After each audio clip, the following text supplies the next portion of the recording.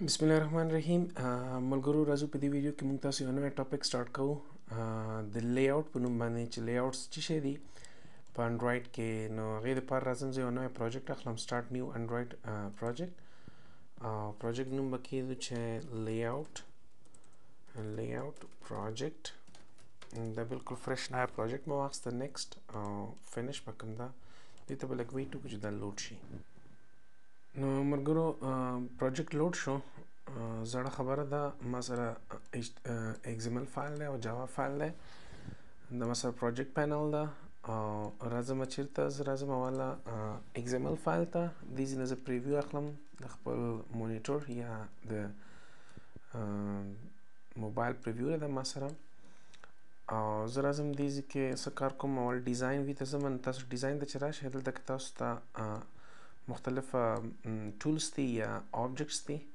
ټول تاسو دلته ښیي. دلته تاسو وګورئ زه راځم لی آوټ ته. نو لی آوټ کې موږ سره کانسټرنټ لی آوټ دی چې دا نوی راغلی دی په نیو ورژن انډرایډ کې دی. مخکیني دې نه مخکې چې کوم ورژنز وو د انډرایډ لکه دلته تاسو وګورئ انډرایډ سټډیو 3.01 ده. نو دې نه چې څومره زاړه انډرایډ ورژنز یا انډرایډ سټډیو ورژنز دي هغې کې دا لی آوټ نه و. کانسټرنټ په دې باندې وروسته خبره کوو چې یاره دا څه شی دی څه چینجز پکې راغلي دي. نو راځو لاندې موږ سره ګریډ لی آوټ دی، فریم لی آوټ دی، لینیر دی او لینیر ورټیکل او هوریزنټل دی. نو دې یو باندې به مکمل کار کوو چې یاره دا څه شی دی او څه دپاره پکارېږي. نو د دې ځای نه تاسو ګرافیکل ویو ده او ګرافیکل ویو باندې اکثرا زه شاګردانو ته وایم چې یاره تاسو کوشش کوئ د ټکس نه ځان اموخته کړه. ټکس درته اسانه ده په کوډ په واسطه باندې که تاسو څه وکړه ځان ته ډیزاین جوړ کړه. ځکه د دې ځای نه چې تاسو مثلا دا یو بټن راخلئ فار ایگزامپل یا یو لی آوټ راخلئ نو هغه ډیره ګرانه ده چې مثلا تاسو څه کار وکړئ. ځینې خلکو ته اسانه ده، کوم خلکو چې مثلا اول نه ځان په کوډ یې بدې راځي یا کوډینګ نه یې خوښېږي چې یاره کوډینګ د نه یې خوښ نو بیا پروګرامري کېږي څه شته. او کوم کس چې بیا ایکسپرټ پروګرامر یا هغه کوډ سره یې زړه لګېږي بیا هغوی ډیزاین میزاین نه کار نه اخلي چې مثلا راشي دلته کې ورته وایي چې ویجز او د ځای نه زه غواړم چې یو بټن راواخلم ماته سپوز هغه وایي زه بټن استعمالوم نو بټن استعمال کړه. نو کوم کسان چې بیا کوډ سره یې زړه لګېږي او په کوډ ورته اسانه ښکاري نو هغه بیا د کوډ د لارې نه دغه بټن جوړوي چې څومره تر اوسه پورې موږ کار کړی دی هغه هم د کوډ د لارې نه کار کړی دی. نو سمپل راځو خبره کوو. دا دوه ویجز دي دا زه ډیلیټ کوم. نو زه اکثرا شاګردانو ته وایم چې تاسو ټکس نه کار کوئ. چې کله تاسو په دې نیو ورژن کې انډرایډ سټډیو 3.01 نه پس یا دې ورژن کې کار کوئ نو دلته کې چې کله تاسو یو پروجیکټ جوړ کړئ هغه بای ډیفالت موږ سره کانسټنټ لی آوټ راځي. نو دا نوی لی آوټ دی.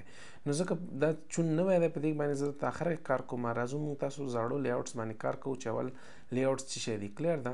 که تاسو خیال شي چې مخکنی ویډیوز کې څومره ما کار کړی دی هغې کې زه راشم اول دا چیک کوم دا چینج کوم لینیر لی آوټ ته چینج کوم. نو راځو موږ تاسو نن لینیر لی آوټ نه سټارټ کوو. که د دې نه مخکې ته کوم ورژن استعمالوئ د 3.01 نه ته کوم ورژن مخکې نه استعمالوئ نو هغې کې بای ډیفالت تاسو سره ریلیټیو لی آوټ پروت دی. دې ځای کې فار ایگزامپل دا لی آوټ در سره پروت دی کلیر ده. نو بیا به تاسو هغې کې کار کولی شئ مختلف ریلیټیو لی آوټ. ګو تاسو دلته راشئ ډیزاین ته راشئ هلته وګورئ دا به اټومیټیکلی ریلیټیو لی آوټ ته چینج شي. که زه بیا د ټکس ته ځم دلته ورته اخلم څه شی چې نه ما ته ریلیټیو لی آوټ نه ما ته لینیر لی آوټ راکړه. نو تاسو ګورئ لینیر لی آوټ. اوس که زه ډیزاین ته راځم نو اټومیټیک به دلته کې لینیر لی آوټ ته زما لی آوټ چینج شوی. نو خیر راځو موږ په ټکس باندې خبره کوو. اولنی لی آوټ چې موږ ډسکس کوو هغه موږ سره لینیر لی آوټ دی. نو دا لینیر لی آوټ ما واخیسته. کله ناکله داسې وشي چې فار ایگزامپل دلته که ته لینیر لی آوټ ولیکې نو هغه لاندې نه راځي. صحیح دی لینیر لی آوټ دی ولیکه دلته کې لاندې نه راځي بیا به دا خپله دوباره خپله دا ټاګ ورته ولیکې کلیر ده.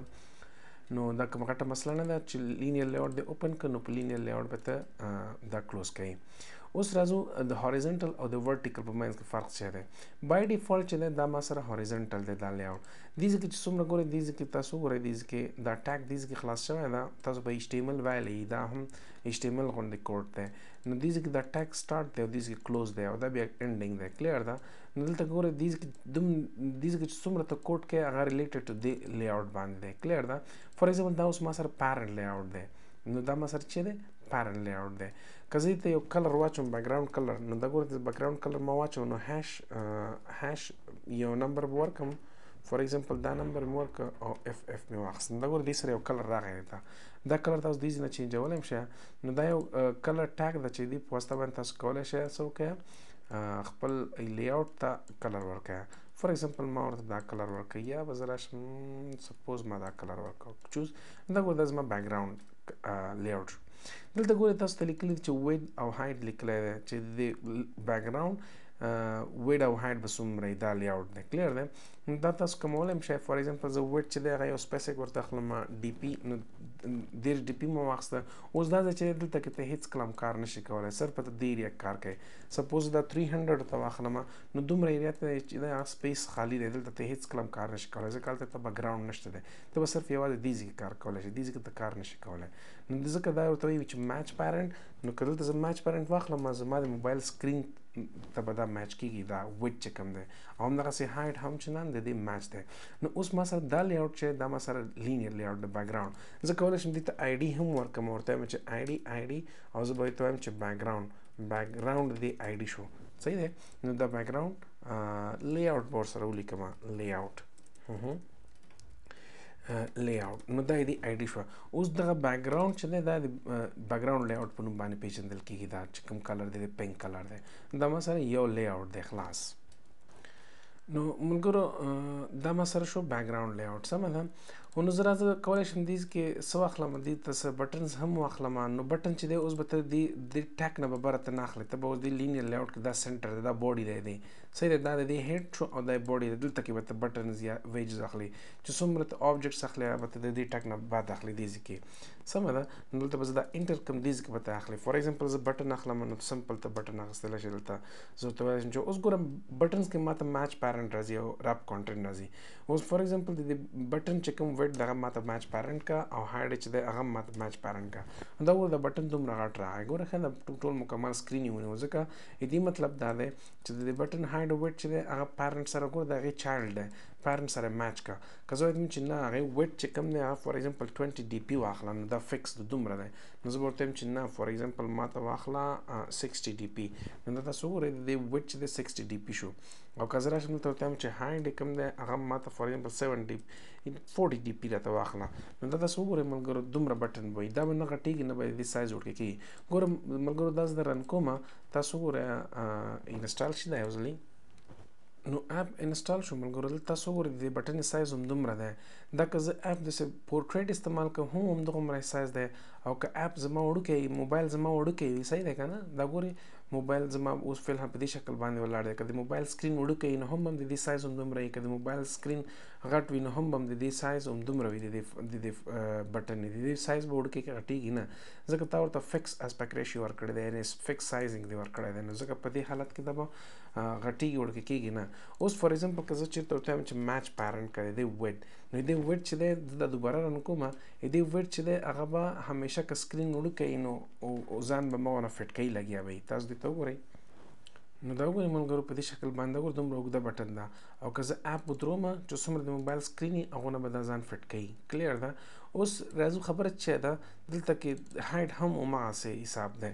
زه به هایټ ته ورته وایم چې یاره ریپ کانټینټ د ریپ کانټینټ کار څه دی د ریپ کانټینټ کار دا چې څومره دې کې ما ټیکس لیکلی ته دغه ټیکس په مطابق باندې ځان غټه وړوکی کوه. سپوز راځم دې کې لیکم چې ټیکس او دلته ټیکس که زه ورته وایم چې فار ایگزامپل ویلکم بټن دا ګوره څومره ټیکس دی هغونه غټېږي.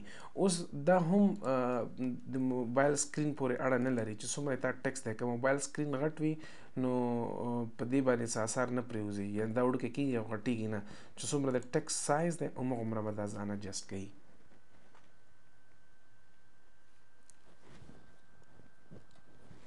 دا وګورئ ملګرو په دې شکل باندې دا ګورئ دومره سایز دی دا به غټېږي نه. که زه موبایل سکرین چینجوم هم نو دا به ما خپل حالت کې راځي وړوکی او غټېږي به نه دا